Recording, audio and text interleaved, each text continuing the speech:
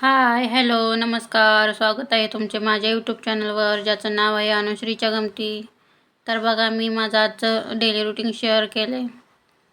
खरं तर माझं सकाळी ना झाडून काढायच्या अगोदर निम्मं किचनमधलं काम होऊन जातं. त्यानंतर बघा, मुलं उठल्यानंतर मी अंथरूण वगैरे काढून घेतला होता. सध्या आमच्याकडे बेड वगैरे काही नाही, त्यामुळे मग खालीच अंथरूण असतं आमचं. कारण रूम छोटी असल्यामुळं आम्हाला बेड घेणं शक्य नाही आहे. त्या बघा, तरी पण मी माझं रुटीन शेअर केले. त्यानंतर बघा, मी झाडून वगैरे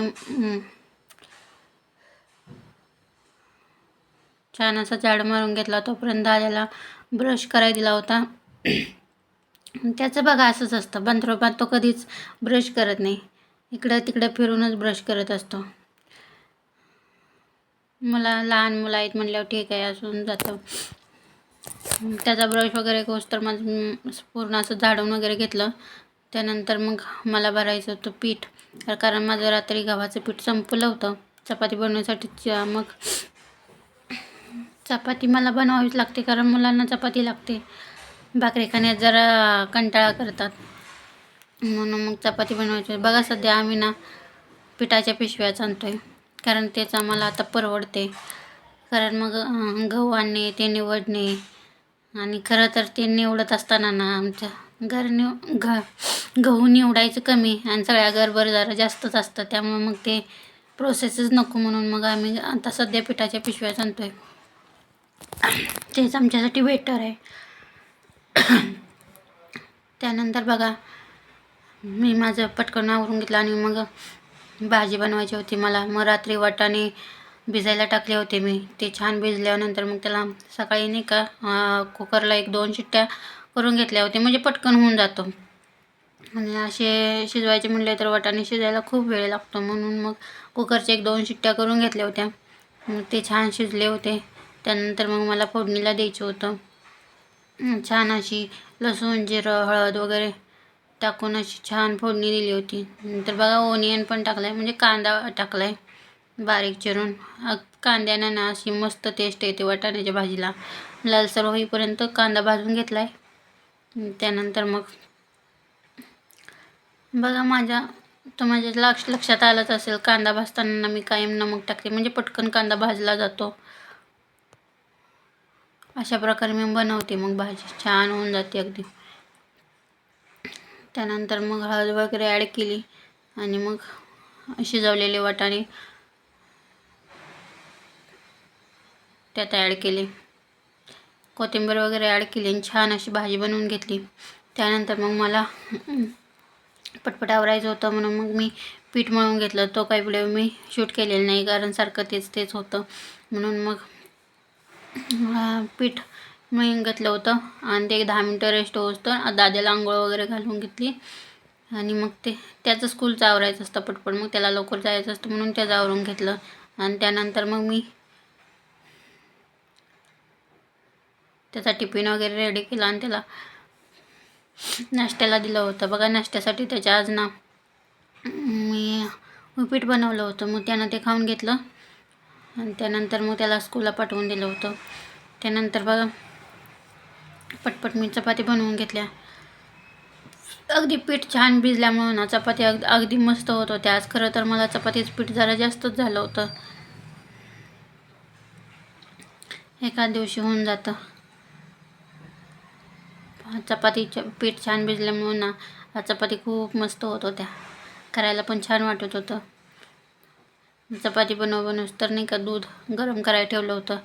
बघा, लहान मुलं असल्यामुळं कंपल्सरी दूध हे राहतंच. मग दूध गरम झालं होतं, ते झाकून छान असं ठेवलं.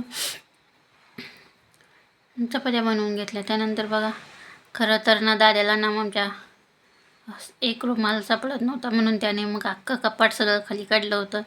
तो एक डोक्याला खूप त्रास करून ठेवला होता त्याने, पण ठीक आहे, लहान मुलं आहेत, समजून जातं. कपाटाची अवस्था अगदी दुरावस्था करून टाकली होती. अवस्था म्हणता येणार नाही, त्याला दुरावस्थाच त्यांनी करून टाकली होती. मग ते आज मला एक्स्ट्रा काम लागलं होतं.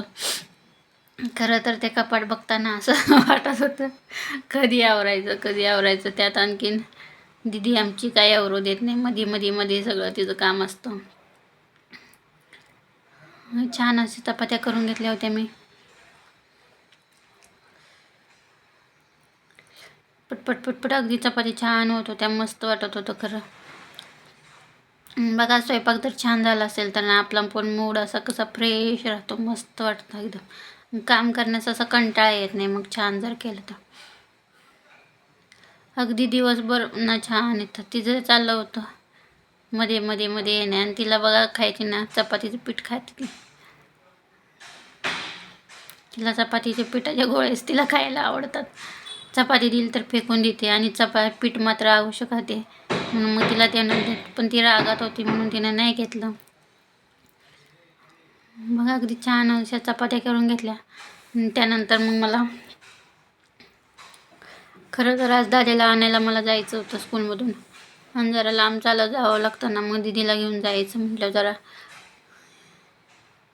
लवकर आवरावं लागतं म्हणून मग मग मी माझं आवरून घेतलं पहिला, आणि नंतर मग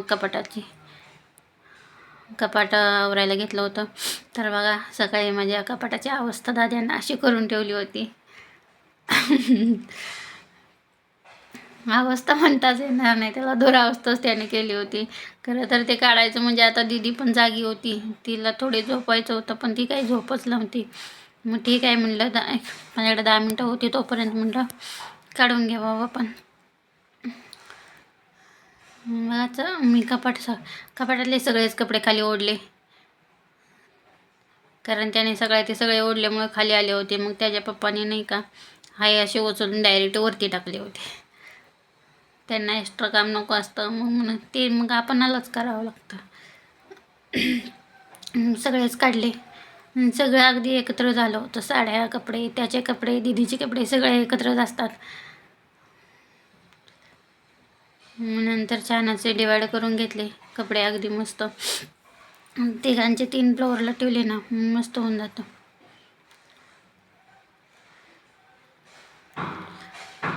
खरं तर मला जायची गडबड झाली होती, पण म्हणलं कपाट त्याला नंतर आल्यानंतर मग दोघांची गडबड असते, मग त्यांनाच बघावं लागतं. म्हणून मग म्हणलं ठीक आहे 10 मिनटात हे करून घ्यावं पटपट. म्हणून मग कपाटातले सगळे आवरून घेतलं. खाली सगळे काढलेले कपडे अगदी व्यवस्थित घड्या घालून घेतल्या. त्यानंतर ते व्यवस्थित लावून घेतल्या. बघा माझ्याकडं ना अगदी जेमतेमच साड्या ठेवल्यात, कारण अशा इकडं सहसा कोण जास्त साड्या वापरतच नाही. मग कसं होऊन जातं कामांच्या ज्यांना, आणि लहान मुलं असल्यामुळे ते घातलं जात नाही सतत. आपण घरात राहत असल्यामुळे मग ते होणं जात नाही. म्हणून मी इकडं ना जास्त अशा साड्या ठेवल्याच नाहीत. मग आवश्यक तेवढीच कपडे जास्त आहेत.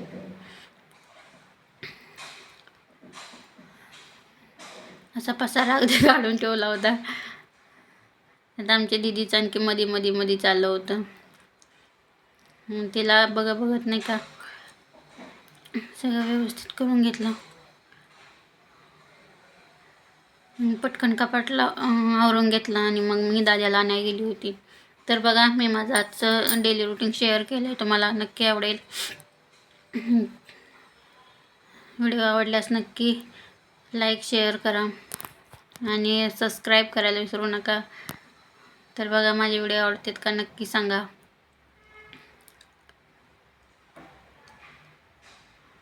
चला बाय बाय.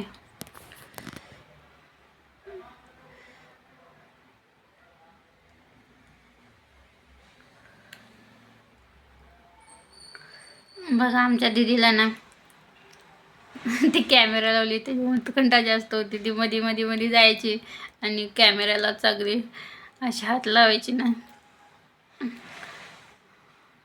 अगदी छान प्रकारे कपाट असं आवरून ठेवलं होतं मी, म्हणजे प्रत्येकाचे, दीदीची वेगळीकडे, दादाची वेगळीकडे, आणि माझे वेगळीकडे असे वेगवेगळे ठेवले ना कपडे अगदी पटकन.